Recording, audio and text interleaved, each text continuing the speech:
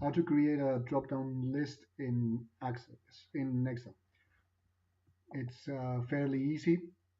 The first thing you need to think of is where you're going to get the values from for the list, the options. We can do it various ways. We can create the lists on another sheet. Um, uh, and uh, and we can do that two ways. So we can just put the values in another sheet. We can put the values in another sheet and define a name,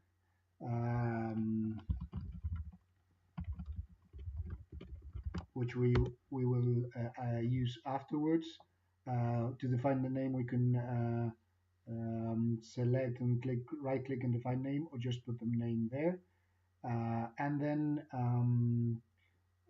the other way to add them, we will do it right now. So I want to create the drop-down list on the cells. I select the cells. You can select, just choose one, or choose the whole column, or choose whatever you want.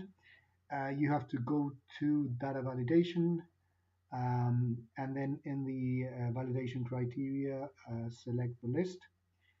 And now you only have to choose the source. So let's look at all the options. First of all, we can write the values separated by commas, and if we do that, you'll see that we have separated by commas in an English version. I've got a Spanish keyboard here, so I have to use the correct separator there. So now in an English version you would separate it by commas. In a Spanish version you need to put the semicolon. So that's one option. You can write all the values. The other option is to just use one of the two columns I used on sheet 2. So I can go in the source and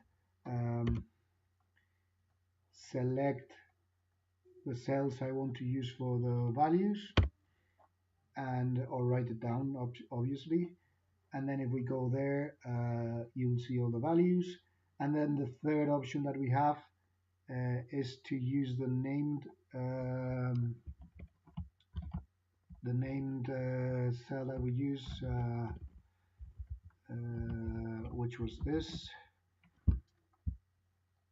And then when we can see all the values there. You can, to select the names, you can either know what it is, or if you press function F3, you get the page name and you can select the values there. Okay, so function F3, or just remember the name of the names range, and then you get all the values. So three options basically as a summary. Put them manually with comma if it's an English keyboard, or semicolon if it's a Spanish one. You can select the columns of the values that you want, or you can use named range, which you can select either by remembering the name or using function F3.